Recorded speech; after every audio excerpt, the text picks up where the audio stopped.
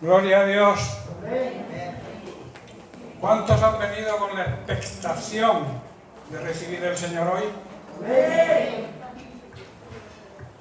¿Cuántos habéis venido con ganas de que el Señor os hable? El Señor siempre habla. El problema no está en Él. El problema está en nuestro oído. Si oímos, que yo digo más bien escuchar, que es prestar atención a lo que oímos, o simplemente oímos y somos olvidadizos. Bien, hermanos, bienvenidos a todos. Que la paz del Señor esté con vosotros siempre, sobre todo en esta época en que nos ha tocado vivir, ¿verdad? Época de mucho ajetreo, mucha duda en el mundo, mucha incertidumbre. ¿Qué va a pasar mañana? La Biblia dice que nos preocupemos del día de hoy, ¿verdad? Nosotros como iglesia tenemos esa obligación, preocuparnos de hoy. Y mañana ya tendrá su propio afán, ¿verdad? Así que nosotros como iglesia, como pueblo de Dios, tenemos que ser ejemplo. Y demostrarle al mundo que aún en medio de esta pandemia tan tremenda, hay una iglesia que cree en Dios, que confía en Dios y que tiene puesta su mirada en Él. Precisamente ese es el título del mensaje que quiero compartir hoy con vosotros. Es poner la mirada en Dios. Poner la mirada en aquello que es verdaderamente importante. Y vamos a leer en Colosenses capítulo 3, el verso 2. Quiero leer también el verso 1, que dice: si habéis resucitado con Cristo, buscad las cosas de arriba, donde está Cristo, sentado a la diestra de Dios. Y el verso 2, que es el versículo de esta meditación, de este mensaje que quiero compartir, dice: poned en imperativo, o sea, como una orden, como un mandamiento, poned la mira en las cosas de arriba y no en las de la tierra. La pregunta que surge aquí, nosotros como iglesia, ¿dónde ponemos nuestra mirada? ¿Dónde ponemos nuestra mente? También significa, en otras traducciones dice: poned vuestra mente, vuestros pensamientos. En otra traducción que a mí me encanta dice: poned vuestro corazón, que es lo que realmente somos, ¿no? Lo interior, lo interno nuestro corazón es lo que realmente somos. Dice: poned el corazón en las cosas de arriba, en las cosas que son verdaderamente importantes, porque son eternas, ¿verdad? No caducan, no tienen fecha de caducidad. Y dice: y no en las de la tierra, que yo digo que son pasajeras y que duran poco, y que por otro lado se van a quedar aquí. Por eso es tan importante. Pablo entendió el Evangelio perfectamente y aconseja y dice que en dónde tenemos que poner nuestra mirada, y no es otra que en las cosas verdaderamente importantes, las cosas de arriba, que es donde está Cristo. Hemos leído en el verso 1.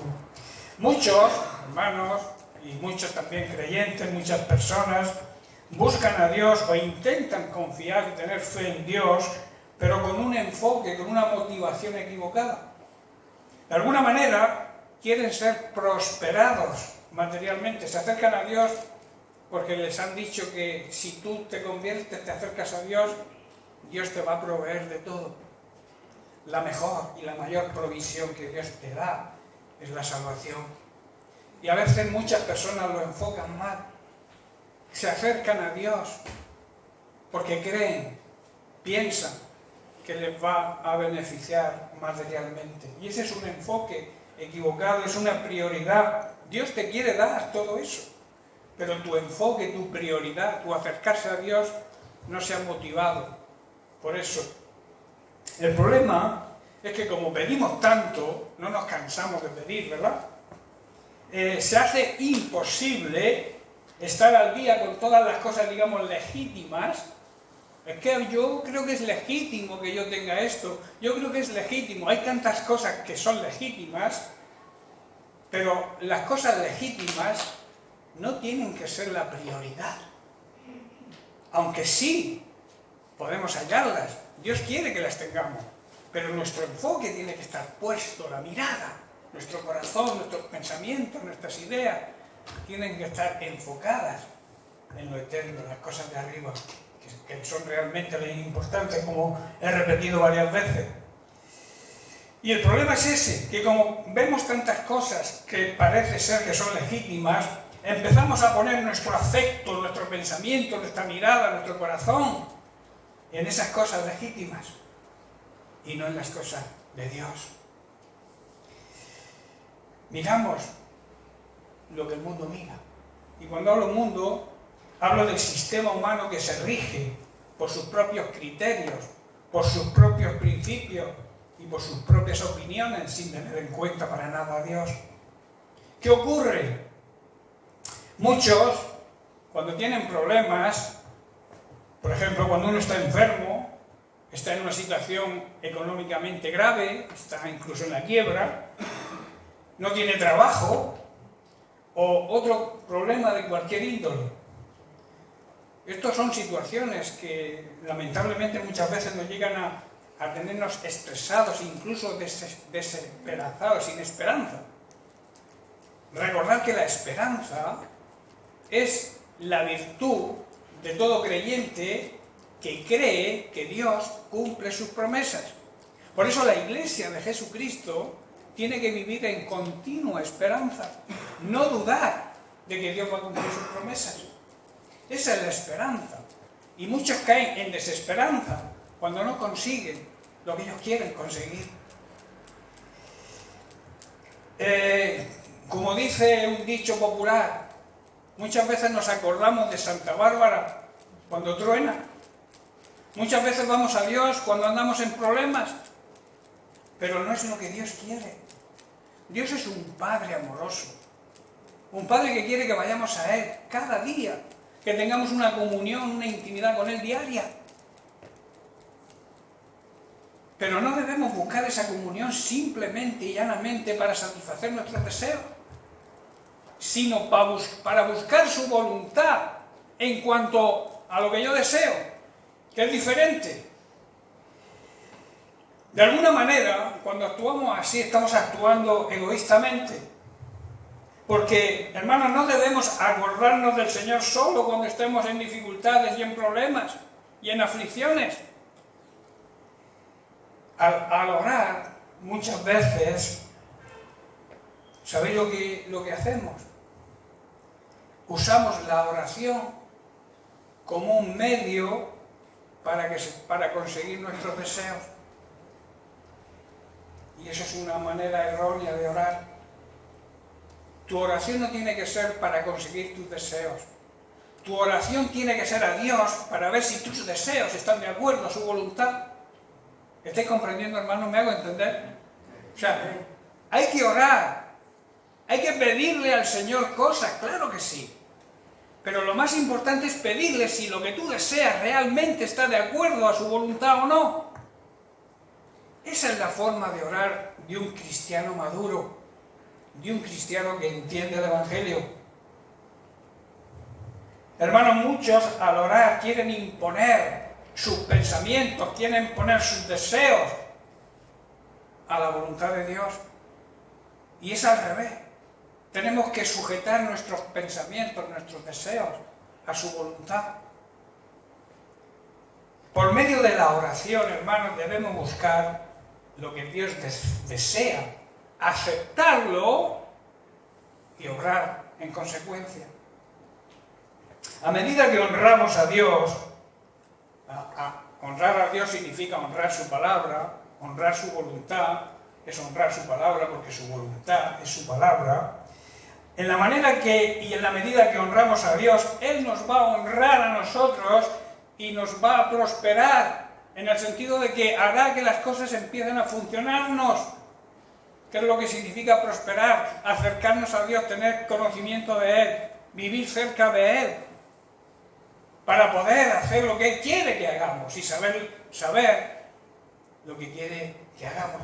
Porque si no tenemos comunión, no tenemos intimidad, no tenemos una relación íntima con Él, no sabremos nunca lo que Él quiere.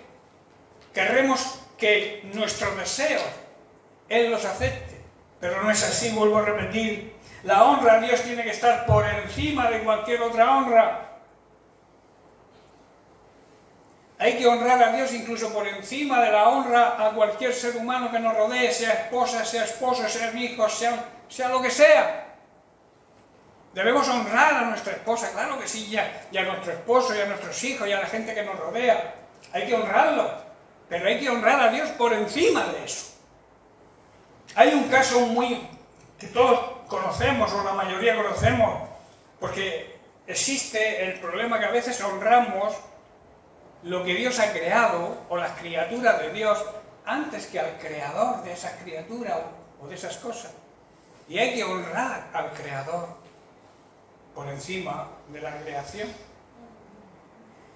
Hay un caso en la Biblia que está en 1 de Samuel capítulo 2, que vamos a leer algunos versículos de este capítulo, que habla del sacerdote Elí.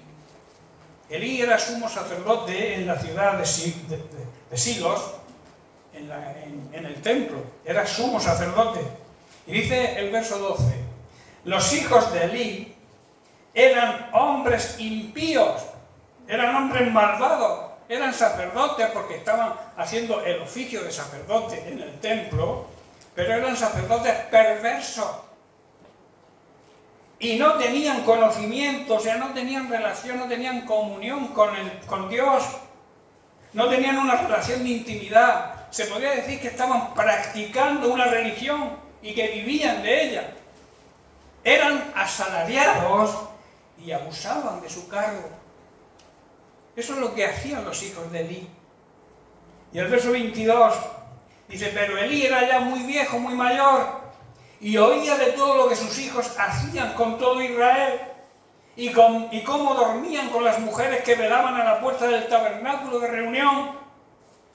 Verso 23, y les dijo, ¿por qué hacéis cosas semejantes?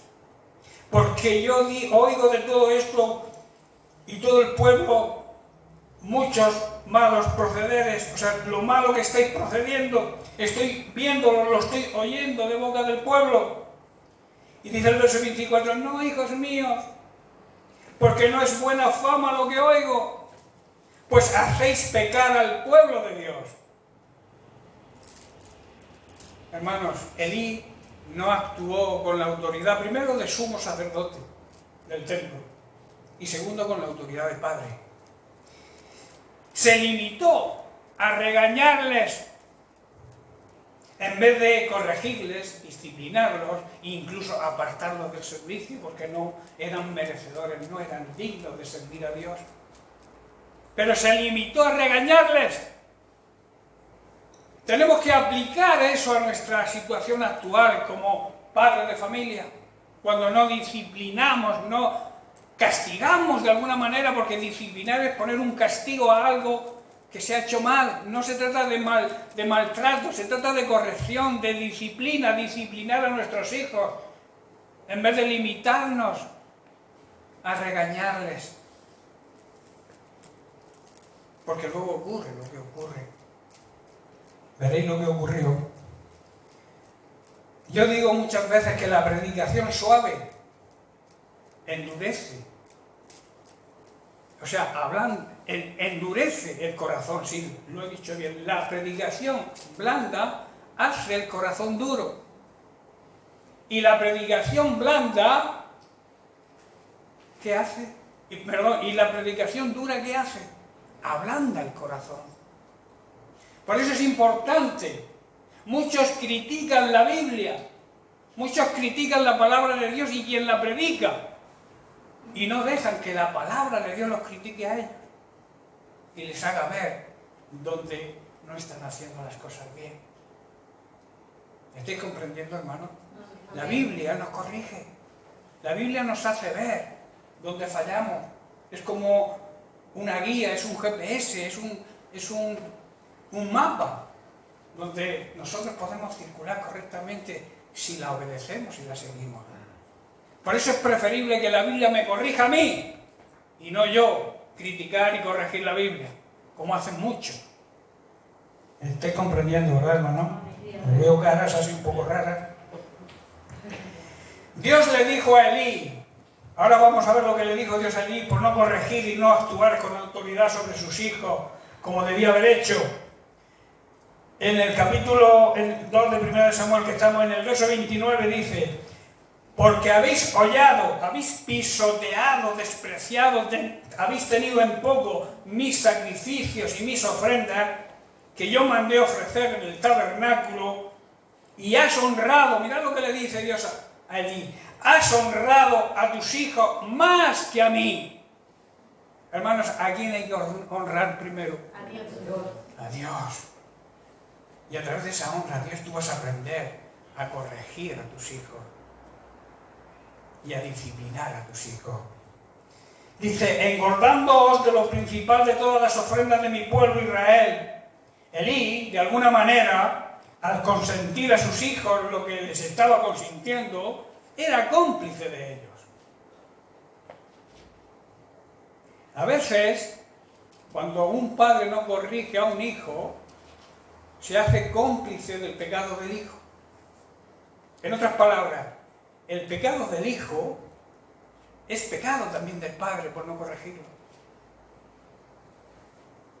Y dice el verso 30, por tanto Dios de Israel dice: yo había dicho que tu casa y la casa de tu padre andarían delante de mí siempre, perpetuamente. Mas ahora, ha dicho Dios, nunca yo tal haga, porque yo honraré a los que me honran, y los que me desprecian serán tenidos en poco. Y el verso 34, y te será por señal esto que acontecerá a tus dos hijos, Ofni y Fines, ambos morirán en un día. Tremendo, ¿verdad? Tremenda consecuencia de no disciplinar a un hijo. Cuando tú no disciplinas a un hijo, es como si le estuvieras sentenciando a muerte. Y ya no una muerte física, vamos al plano espiritual. Cuando tú no corriges y disciplinas a tus hijos, los están matando espiritualmente. ¿Estás comprendiendo? Elí honró a sus hijos más que a Dios y cambió la promesa de bendición sobre su casa por la maldición, y fueron tenidos en poco por Dios, porque no le honraron a Dios. Y en 1 de Samuel capítulo 4 vemos la consecuencia también de no corregir y disciplinar a sus hijos. Vemos la muerte de Elí.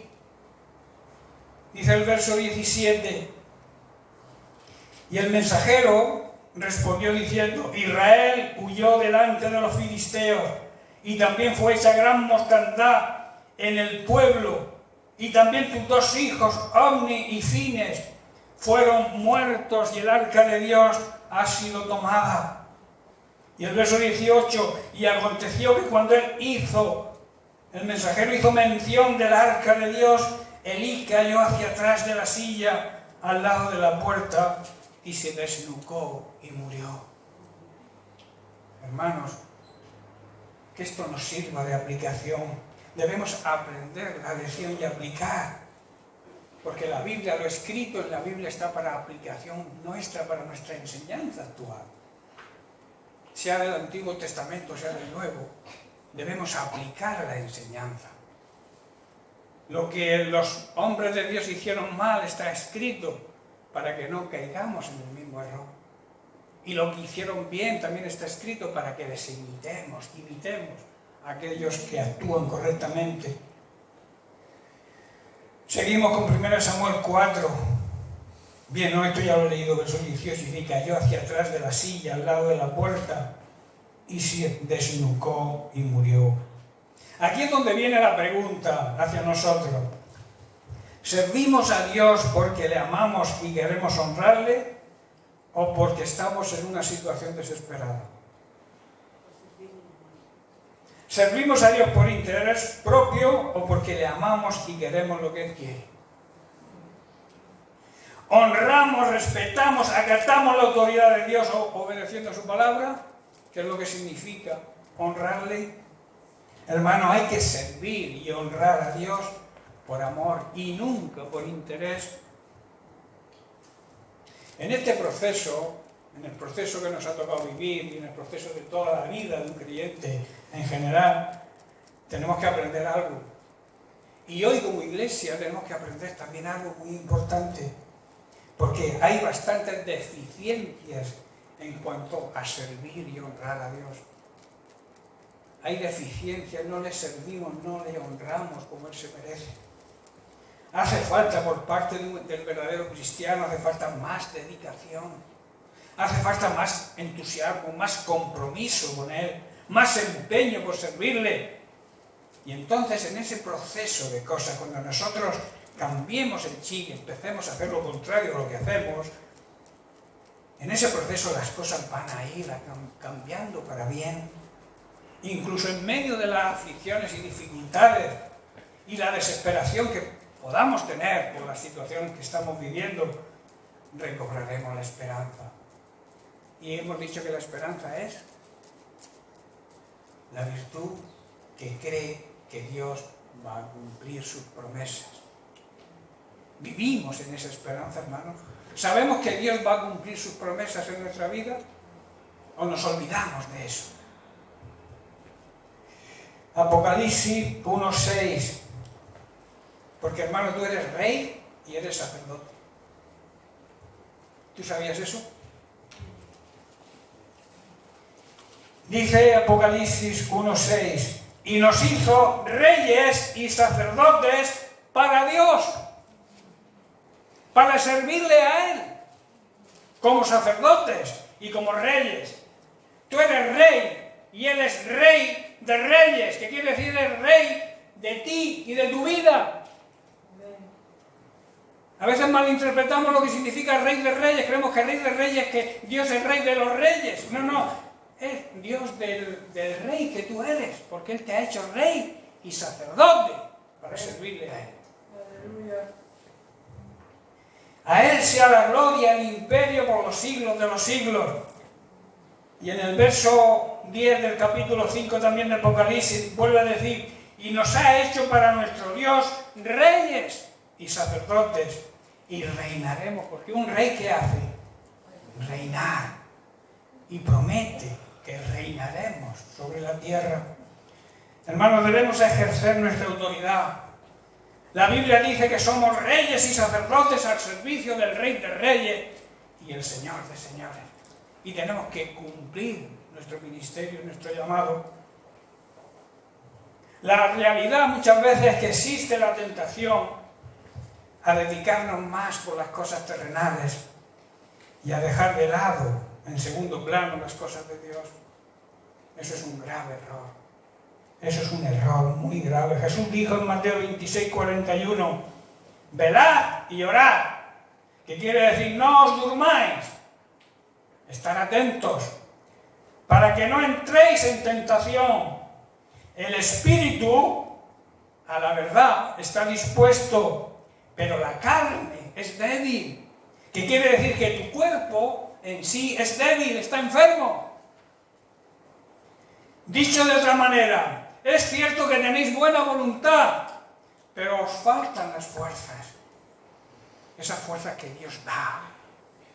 Pablo dijo, todo lo puedo en Cristo, que es el que me da la fuerza.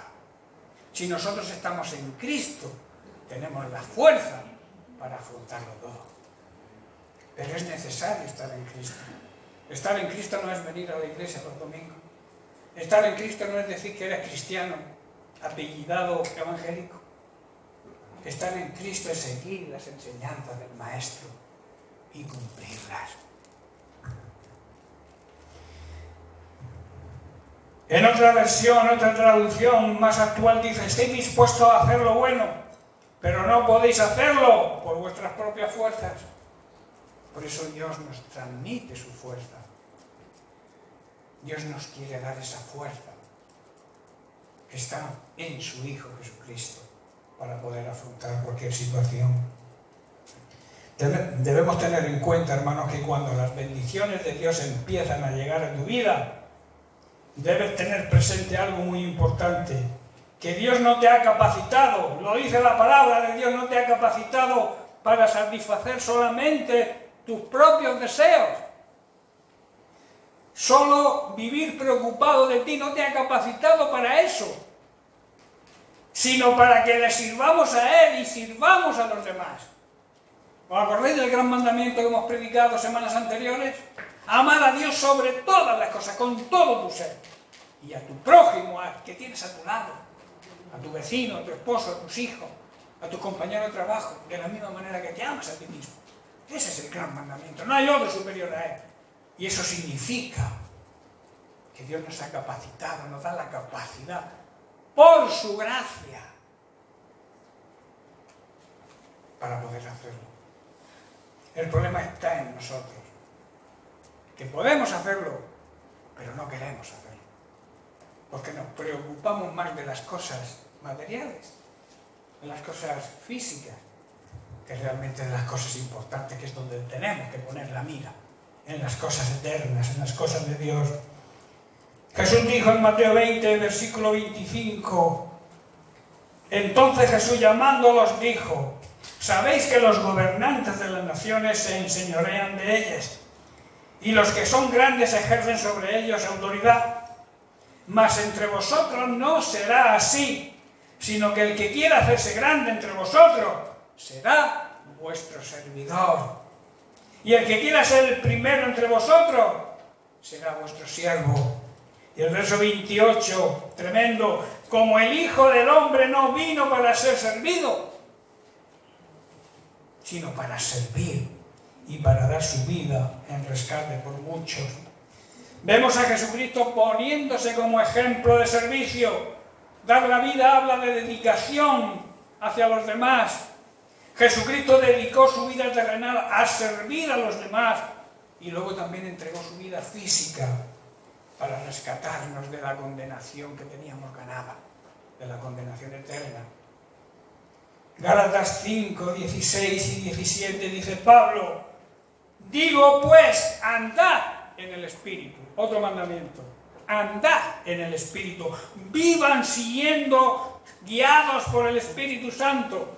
Debemos vivir siendo guiados por el Espíritu Santo de Dios, quiere decir andar en el Espíritu. Y no satisfagáis, o sea, no proveáis, no complacéis los deseos apasionados, los malos deseos de la carne. Dice el verso 17, porque la carne tiene deseos contrarios a los deseos del Espíritu, y el Espíritu a los de la carne, y estos se oponen entre sí, para que no hagáis lo que deseáis hacer. Es una lucha. Pero si tú andas en el Espíritu, la lucha la ganó Cristo. Si tú andas guiado, viviendo de acuerdo a la guía del Espíritu Santo, viviendo de acuerdo a la palabra de Dios, poniéndola por obra, tú vas a ser guiado por el Espíritu Santo de Dios. Alguien dijo, creo recordar que fue San Agustín, ama y haz lo que quieras. Muchas personas lo han malinterpretado. Han dicho, yo amo y ya puedo hacer lo que me dé la gana. No está diciendo eso. Estoy diciendo que cuando amo, no le hago daño a nadie. No puedo hacer lo que me da la gana, hago lo que Dios dice que tengo que hacer, si realmente amo. ¿Me estáis comprendiendo? Ama y haz lo que quieras, pero ama de verdad. Y si amas de verdad no vas a hacer lo que quieras, no vas a hacer lo que tu carne te dicte, vas a hacer lo que te dicte el Espíritu Santo.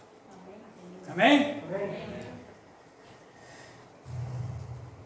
En 1 Pedro capítulo 2 verso 9 vemos nuestro llamado, vemos nuestro, digamos, el ministerio al que hemos sido llamados por Dios.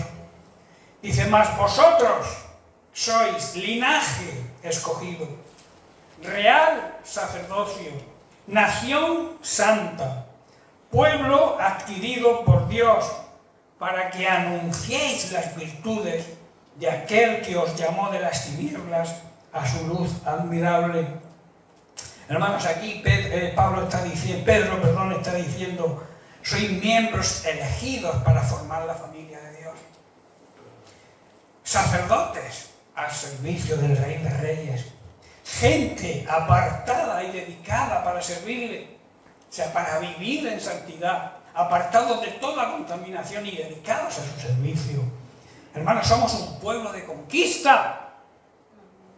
No somos una nación derrotada. Somos un pueblo que Dios nos ha llamado a conquistar. A ser conquistadores, no perdedores. Y a veces andamos por la vida como perdedores. Cuando Dios nos ha llamado a ser reyes y sacerdotes y conquistadores. También somos un pueblo que le pertenecemos porque nos ha comprado. Hemos sido redimidos a través del sacrificio de Cristo.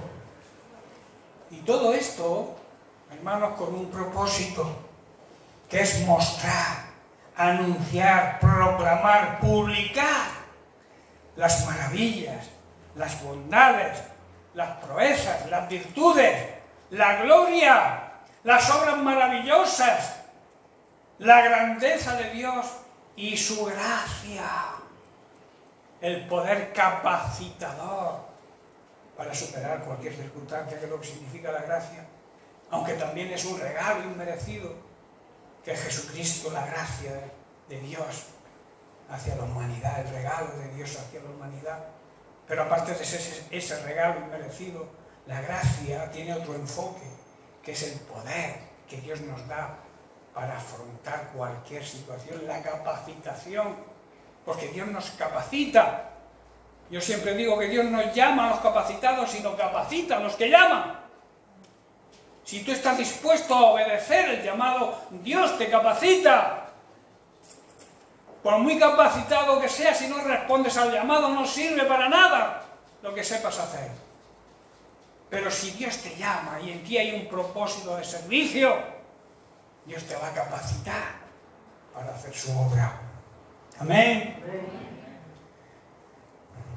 Vivimos en el reino de las tinieblas, o vivíamos en el reino de las tinieblas, y Dios nos trasladó. ¿A dónde?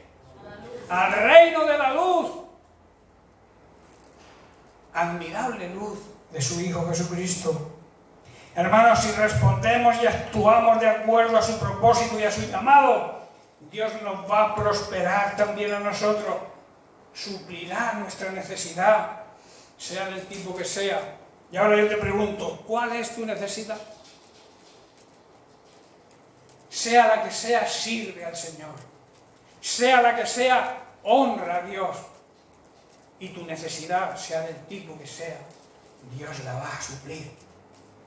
Si necesitas sanidad, si necesitas un trabajo, si necesitas que la familia funcione correctamente, ¿cuál es tu necesidad?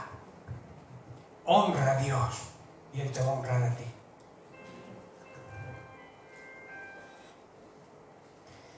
Si cumplimos con ese llamado, Dios va a cumplir con su parte del pacto.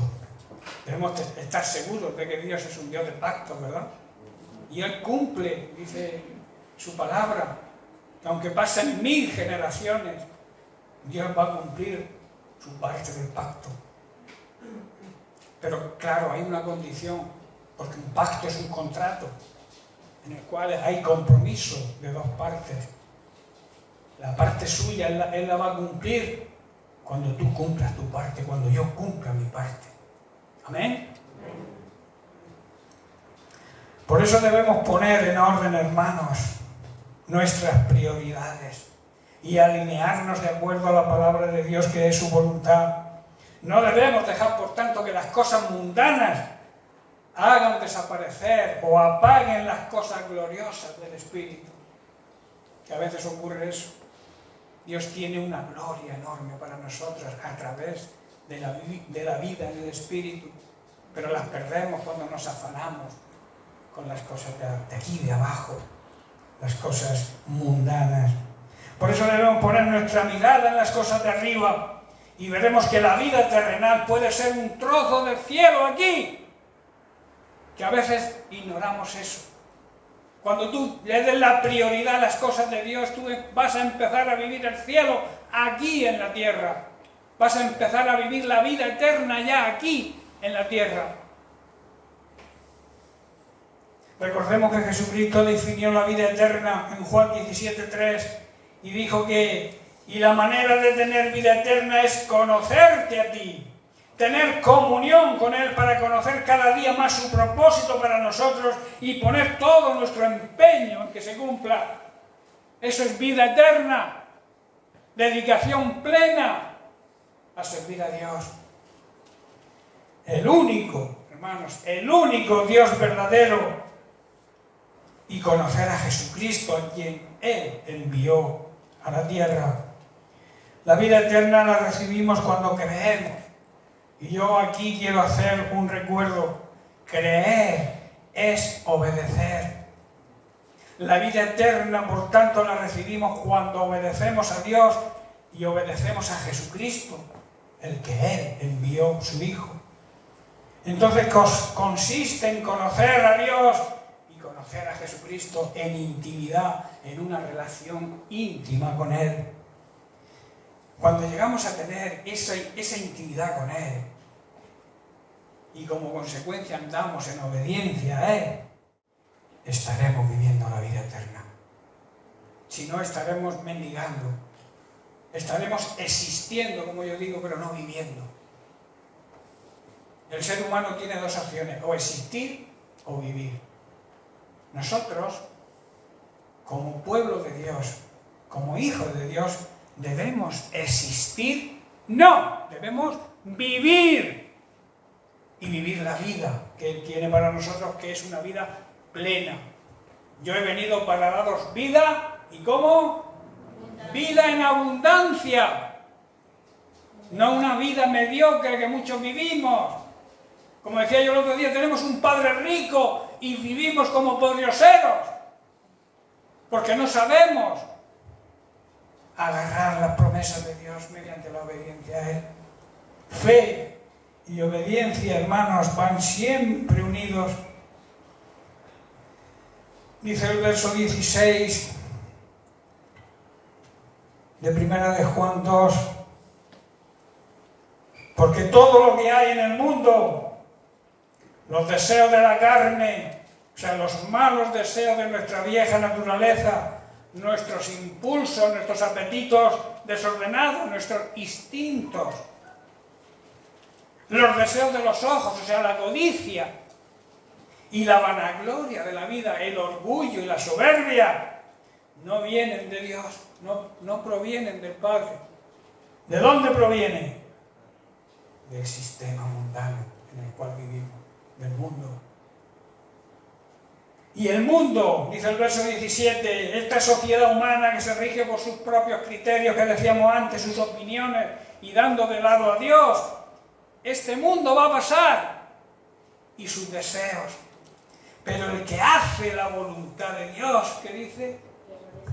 Permanece para siempre. Permanecer para siempre, ¿qué significa? Vivir eternamente. Tener vida eterna. Es una gran promesa. Y el mundo pasa y sus deseos, pero el que me obedece, el que hace mi voluntad, permanece para siempre, eternamente. Hermanos, ¿queremos ser parte de la familia de Dios? ¿Queremos ser parte de su pueblo? ¿Queremos anunciar sus virtudes, sus proezas, su bondad y su gracia sobre toda cualquier otra cosa?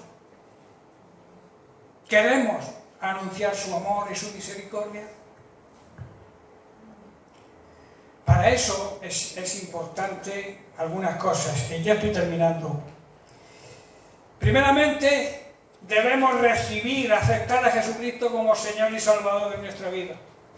Este es el primer paso, porque hay muchos que se llaman cristianos, pero no han dado ese paso. No todo aquel que me dice Señor, Señor, entrará en el reino de los cielos, sino aquel que hace la voluntad de mi Padre que está arriba en los cielos.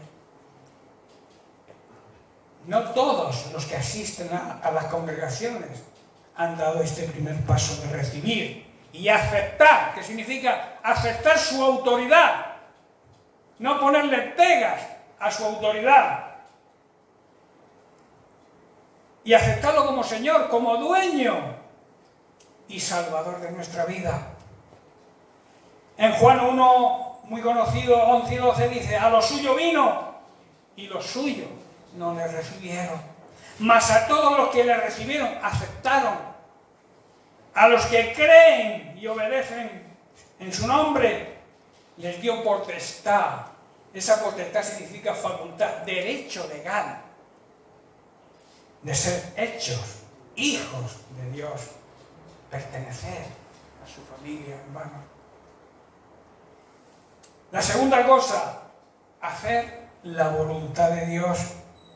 Jesús dijo en Mateo 12:50: porque todo aquel que hace la voluntad de mi Padre que está en los cielos, ese es mi hermano, mi hermana y mi madre. O sea, esa es mi familia. Todos aquellos que obedecen y hacen la voluntad de Dios son los que forman la familia de Dios. Aquí estaban enfocándole de que su madre carnal y sus hermanos habían ido a buscarle. Y Jesucristo no es que despreciara a su familia natural, sino que quiso dar un ejemplo, predicar sobre lo que era la verdadera familia de Dios, que es la importante. Tenemos una familia carnal que debemos respetar, pero aquí quiso marcar los principios del reino y decirle: realmente mi familia es aquellos que obedecen a mi Padre. Esos son mi padre, mis hermanos y mi familia. No estaba menospreciando a su madre María ni a sus hermanos carnales, no estaba haciendo eso. Estaba marcando un principio del reino.